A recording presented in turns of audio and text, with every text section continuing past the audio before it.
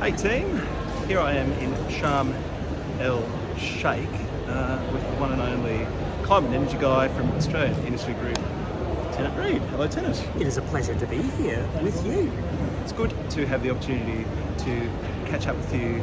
I guess the day before things really get going here at COP27 in Egypt. I know the formal opening is today, but negotiations probably start tomorrow, right?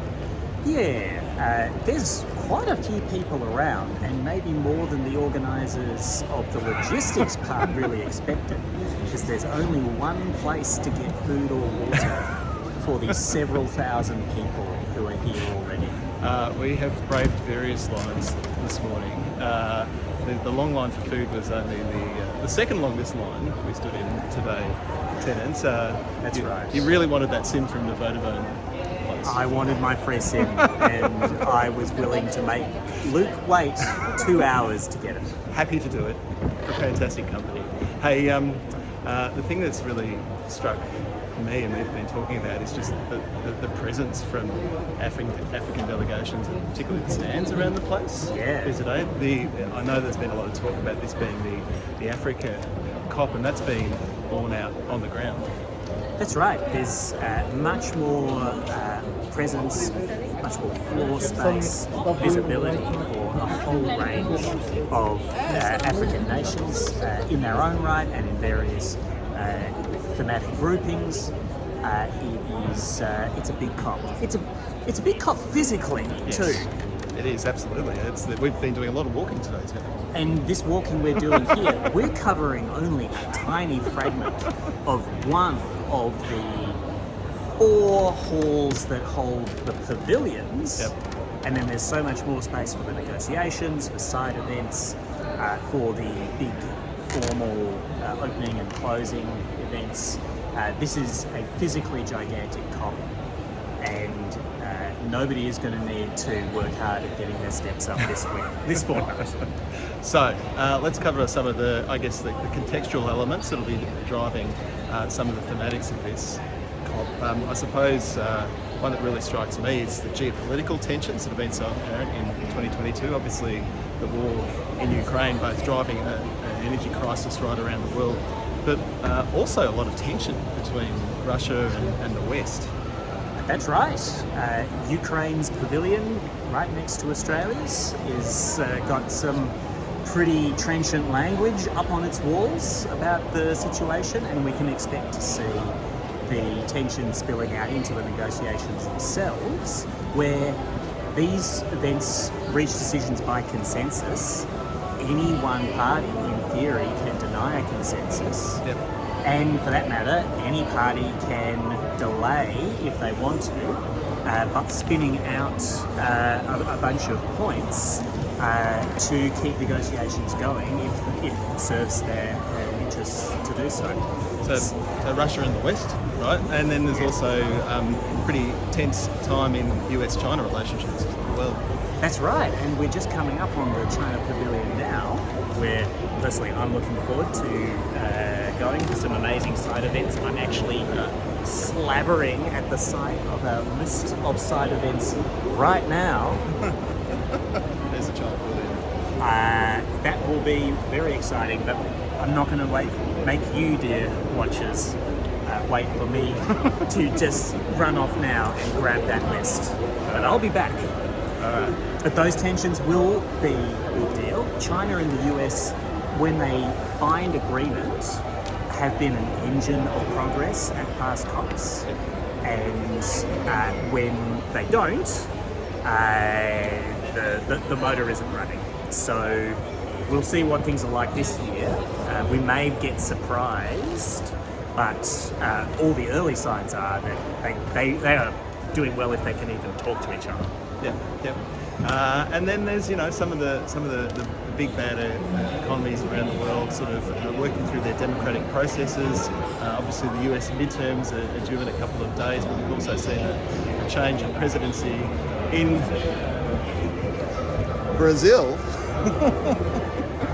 which as we move to Lula da Silva, who is a president that is much more sympathetic to the climate agenda. And has promised to end net deforestation of the Amazon. Although, at this point, there is an appreciable chance that the Amazon experiences a phase change and becomes more savanna than rainforest, even if we don't cut it down. So it's a grim note. Let's move on. Let's move on. Let's look forward. So Article 6, absolute feature of COP26 in Glasgow. I understand, Tennant, that the focus is really going to be on operationalising the big wins on Article 6, which is of course about how global carbon markets can work. Yeah, also Article 6 is about cooperative approaches to mitigation, and a lot of the focus from Australia and other places has been on the carbon market side of that, both a new global market mechanism and rules for accounting when any two countries exchange mitigation. But there's also a whole stream about non-market approaches, which Venezuela and many other countries have found to be very important over the years. And that hasn't yet been finalised. So there's a lot of work to do, both to stand up the market approaches, but also to put some more meat on the bones of what this non-market cooperation is going to be about. Another big theme, I suppose, the finance that was promised to countries impacted by climate change, going back all the way to Copenhagen, I believe. That's right. Tennant, and that caused $100 billion per year, said by 2020, said Obama. Yes, and I understand that that metric contested in terms of where the money's coming from, how it's being secured, but also the fact that it hasn't actually been left yet. Tennant's pointing out the Australia Pavilion there in the background. Very in all exciting. its glory. The coffee machine isn't working yet, but it's going to be great when it is. That's the promise of our government to you. A critical KPI which the bureaucrats of the Australia Pavilion gave to us earlier today. But yeah, so the finance from the developed world to countries impacted by climate change. Given we're in Africa, we're on a continent which is going to be very impacted by climate change, and some of the poorest nations in the world are going to be a key focus. Yeah, and while a lot of climate finance, broadly defined, has flowed, we haven't met the commitments that were made previously. New commitments need to be made for the period beyond 2020, where we are well into that period, and also beyond finance for mitigation and for adaptation. We're going to be talking a lot here about finance or resources or assistance with loss and damage.